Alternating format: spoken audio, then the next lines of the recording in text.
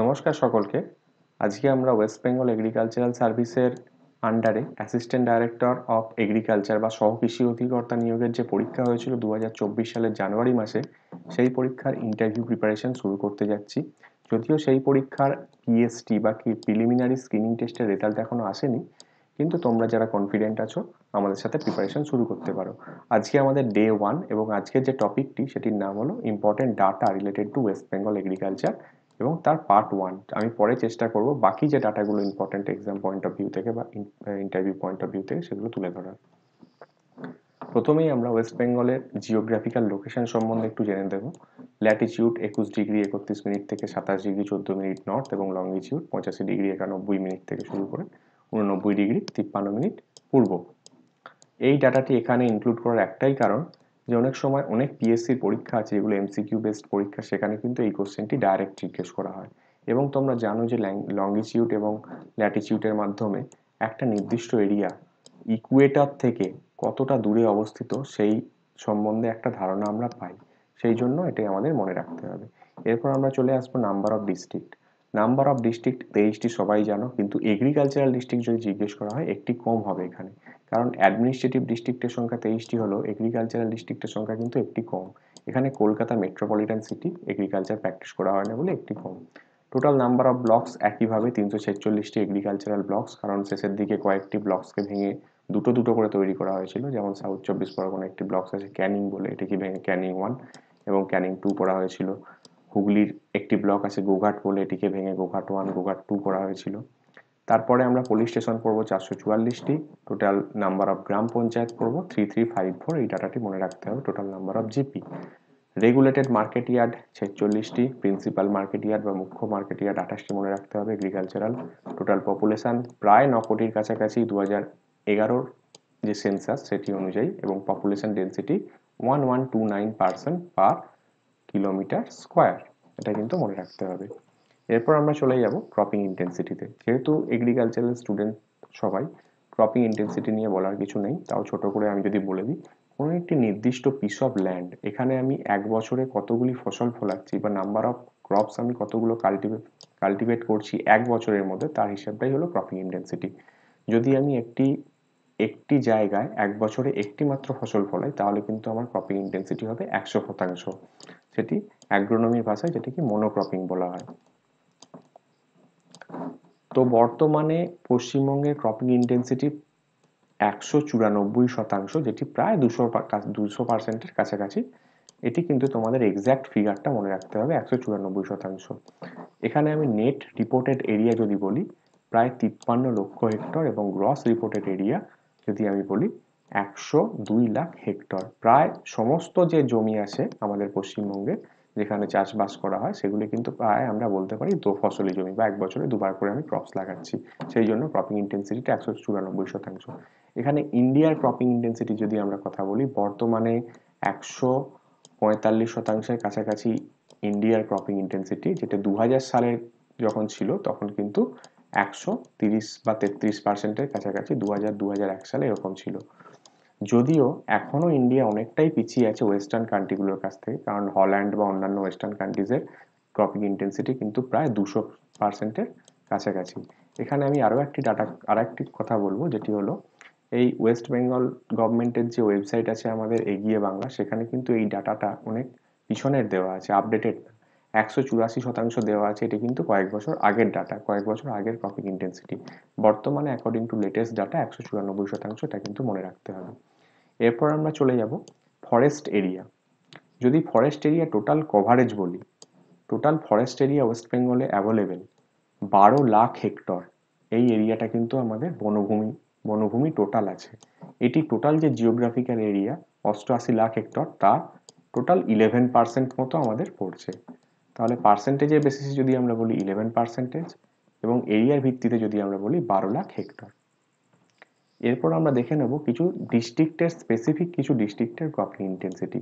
আমি এখানে সমস্ত ডিস্ট্রিক্টগুলো তুলে ধরতে পারিনি, আমি কিছু কিছু ডিস্ট্রিক্টেরই দেখিয়েছি, কারণ সমস্ত ডিস্ট্রিক্টের ক্রপিং ইন্টেন্সিটি আমাদের পরীক্ষার পয়েন্ট অফ ভিউ থেকে অতটা ইম্পর্টেন্ট নয় এবং মনে রাখাও সম্ভব নয়।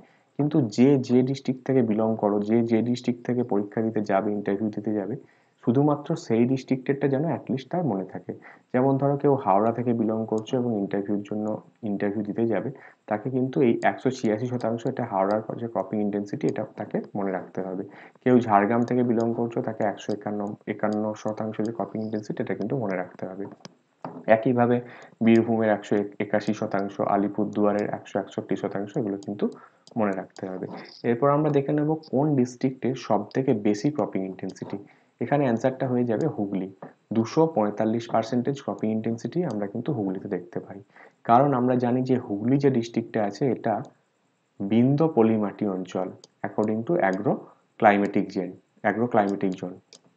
যে এই বিন্দ পলিমাটি দ্বারা তৈরি এখানকার যে বেশিরভাগ সয়েলটাই, সেই জন্য ক্রপিং ইন্টেন্সিটি অনেক বেশি এবং ক্রপের যে ইন্টেন্সিফিকেশন মানে ধরো উর্বর হওয়ার জন্য মেনলি এখানে ধান, পাট, আলু, তিল, বাদাম এগুলি চাষ করা হয়। তো এখানে ফসলের ইন্টেন্সিফিকেশনটা অতিরিক্ত বেশি হওয়ার কারণে কিন্তু হুগলিতে ক্রপিং ইন্টেন্সিটিটা সব থেকে বেশি পরিমাণে।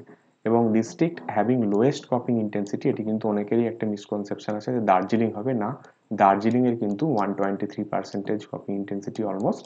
এখানে পূর্ব বর্ধমান কিন্তু অনেকটাই অনুর্বর, এখানে ক্রপিং ইন্টেন্সিটি কিন্তু 120% মাত্র। এরপর আমরা চলে যাব cultivable land and irrigation of West Bengal দিয়ে। প্রথম পয়েন্ট হলো total cultivable land. Total cultivable land West বেঙ্গলে হলো 56 লাখ হেক্টর। এটা কিন্তু cultivable land, not net cropped area বা কাল্টিভেটেড ল্যান্ড, দুটো গুলিয়ে ফেললে হবে না। কাল্টিভেবল ল্যান্ড হলো যে ল্যান্ডটা আমি কাল্টিভেট করতে পারবো, কিন্তু আমি করছি কি করছি না সেটা পরের ব্যাপার। আমার হাতে আছে 56 লাখ হেক্টর আমার কাছে আছে ওয়েস্ট বেঙ্গলে, যেটা আমি কাল্টিভেট করতে পারবো, এখানে এগ্রিকালচার প্র্যাকটিস করতে পারবো। তার মধ্যে কি হতে পারে? নেট ক্রপড হতে পারে, যেগুলোতে অলরেডি আমাদের প্র্যাকটিস করা হচ্ছে। আর বাকি কি হতে পারে? কিছু মিসলেনিয়াস জায়গা আছে যেগুলো মিসলেনিয়াস প্ল্যান্ট দিয়ে ঢাকা আছে, বা সেখানে মিসলেনিয়াস কিছু প্ল্যান্ট গ্রো করা হয়। আর কি হতে পারে? কাল্টিভেবল ওয়েস্টল্যান্ড এবং ফালো ল্যান্ড, যেগুলো পতিত জমি কিন্তু সেগুলো কাল্টিভেবল, মানে সেগুলোতে আমি অলরেডি হয়তো এগ্রিকালচার প্র্যাকটিস করা হয় না, কিন্তু আমি সেগুলো করতে পারবো। এখানে ডাটাটা তোমরা লক্ষ্য করো, 56 lakh hectare total cultivable area. আর net reported area of West Bengal, যেখানে এগ্রিকালচার প্র্যাকটিস করা হয়, অলমোস্ট 52 লাখ হেক্টর। তাহলে বাকি যে 4 লাখ হেক্টর সেগুলো কিন্তু এই তিনটি তোমরা বলতে পারো। তাহলে টোটাল কাল্টিভেটেড ল্যান্ড যদি আমরা বলি, তার কনসেপ্ট ক্লিয়ার হলো। 56 লাখ হেক্টর আমার কাছে জায়গা টোটাল আছে যেটা আমি কাল্টিভেট করতে পারবো। এরপর চলে আসি আমি irrigation potential in West Bengal. আচ্ছা, ইরিগেশন পোটেন্সিয়াল ওয়েস্ট বেঙ্গলের কত পার্সেন্টেজ? 62%। এটা জানার আগে ইরিগেশন পোটেন্সিয়াল ব্যাপারটা সম্বন্ধে আমাদের জানতে হবে।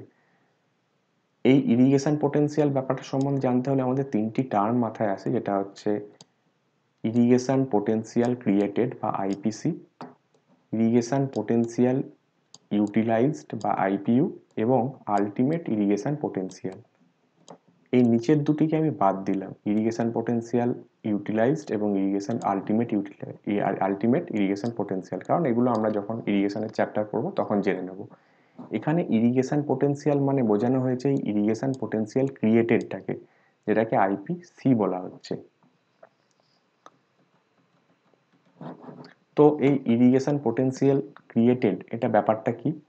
ধরো সাপোজ আমি একটা এক্সাম্পল দিয়ে যদি বলি, এখানে একটা এরিয়া আছে, এই এরিয়াতে আমার এগ্রিকালচার প্র্যাকটিস করা হয় এবং এর যে ক্রপিং প্যাটার্ন সারা বছরের, এই সারা বছরের ক্রপিং প্যাটার্নের জন্য আমার এখানে কিছু ইরিগেশন সোর্স আছে। সেটা কোনো মেজর রিভার প্রজেক্ট হতে পারে, সেটা কোনো মাইনর রিভার প্রজেক্ট হতে পারে, নলকূপ হতে পারে, কুয়ো হতে পারে। এখান থেকে সারা বছরের হিসেবটা কিন্তু জুলাইয়ের 1 তারিখ থেকে জুনের 30 তারিখ পর্যন্ত হয়। এই যে সারা বছর, এই বছরে এই জায়গাটার যে জলের প্রয়োজনীয়তা, পুরো ক্রপিং যে প্যাটার্নটা আছে সেটার জন্য যে জলের প্রয়োজনীয়তা, দুটো ক্রপস হতে পারে, তিনটে ক্রপস হতে পারে, ইন্টার ক্রপস হতে পারে, এই জলের প্রয়োজনীয়তা মেটাবার যে ক্ষমতা, এটাই কিন্তু irrigation potential.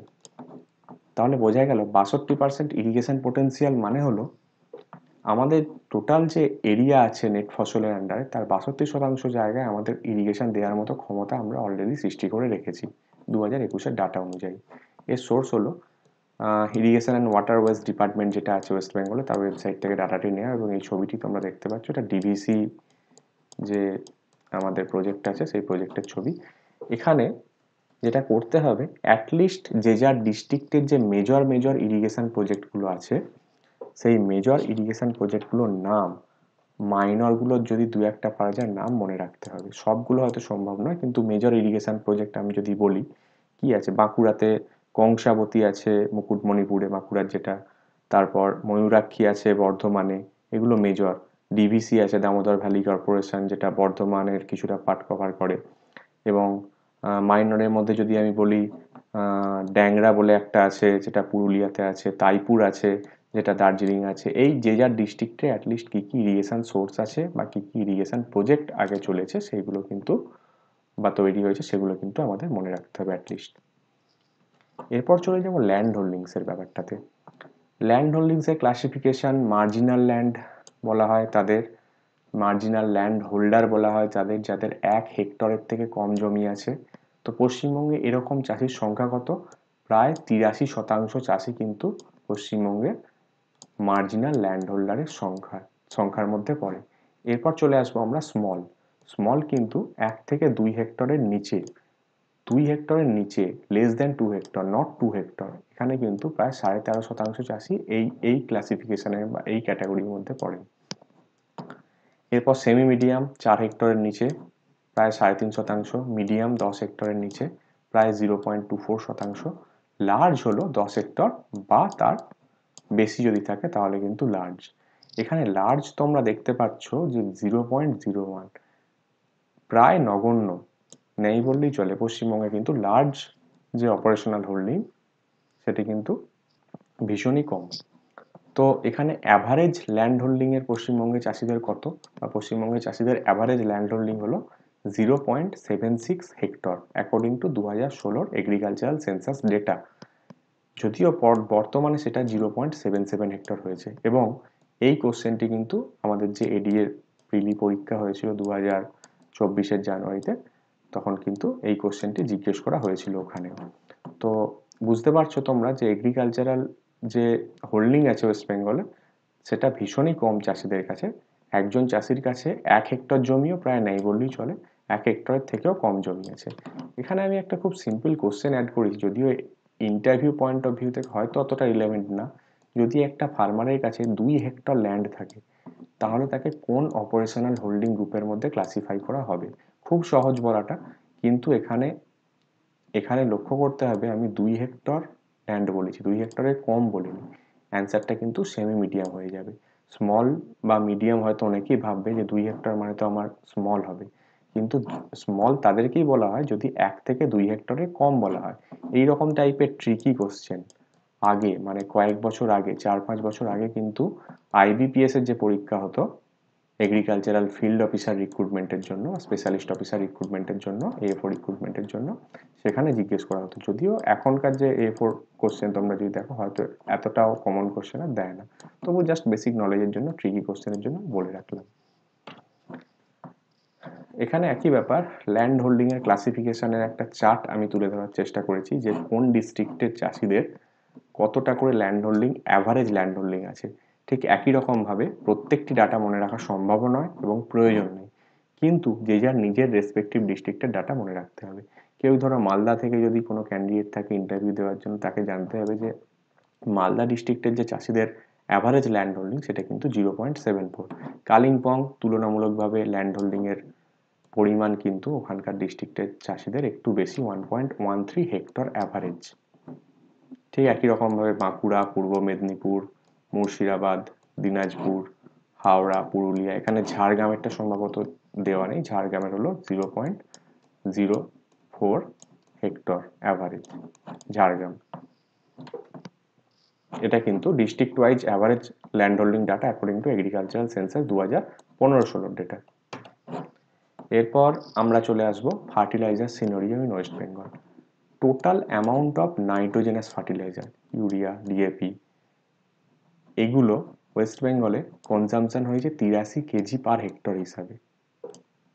Total amount of phosphatic fertilizer consumption হয়েছে 48 কেজি পার হেক্টর হিসাবে, এবং একই রকমভাবে পটাশিক ফার্টিলাইজার কনজামশন হয়েছে 83 কেজি প্রতি হেক্টরের হিসাবে। টোটাল যদি আমরা যোগ করি এনপিকে কনজামশন ওয়েস্ট বেঙ্গলে হয়েছে 168 কেজি প্রতি হেক্টরের হিসাবে, কিন্তু আমার টোটাল এনপিকে কনজামশন ওয়েস্ট বেঙ্গলে হয়েছে। তো এই তিনটি ডাটা যদি আলাদা আলাদাভাবে না মনে রাখা যায়, যদিও অতটাও কষ্ট হবে না হয়তো, কারণ 83 কেজি আর 83 কেজি দুটো কমন ডাটা আমরা দেখতে পাচ্ছি নাইট্রোজেন এবং পটাশিক ফার্টিলাইজারের জন্য, আর একটি হলো প্রায় 50 কেজির কাছাকাছি। তো টোটাল এনপিকে যেটা আমাদের কনজামশন হয়েছে সেটা কিন্তু মনে রাখতে হবে 168 কেজি প্রতি হেক্টরের হিসাবে। এখানেও একই রকমভাবে যে ডিস্ট্রিক্ট সব থেকে বেশি কনজামশন করেছে, যেমন হুগলি আর উত্তর দিনাজপুর, এই দুটি মনে রাখতে হবে 256 কেজি পার হেক্টরে। এটা হওয়াই উচিত, কারণ আমরা এর আগের স্লাইডে দেখলাম যে হুগলি ডিস্ট্রিক্টের ক্রপিং ইন্টেন্সিটি কিন্তু সব থেকে বেশি। তো যেখানে ক্রপের ইন্টেন্সিফিকেশন বেশি, যেখানে ক্রপস বেশি পরিমাণ গ্রো করা হয়, ক্রপিং ইন্টেন্সিটি বেশি অ্যাজ এ জেনারেল, সেখানে কিন্তু ফার্টিলাইজার কনজামশনটা অনেক বেশি হয়েছে। ঠিক একই রকমভাবে দার্জিলিংয়ে কিন্তু সব থেকে ফার্টিলাইজার কনজামশন কম হয়েছে, যেটি হলো 170 গ্রাম, ভীষণই কম। 170 কেজি নয় কিন্তু, এটা 170 গ্রাম প্রতি হেক্টরে। ওকে, আজকের মতো এখানেই সমাপ্ত। আমরা পরের ভিডিওতে দেখে নেব পশ্চিমবঙ্গের কিছু important research station, agricultural related কিছু রিসার্চ অর্গানাইজেশন এবং ইনস্টিটিউট, এবং তারপর পশ্চিমবঙ্গের কৃষি বিভাগের পরিকাঠামো, এডিএদের রোল, এগুলো সম্বন্ধে আস্তে আস্তে জেনে নেব। Thank you.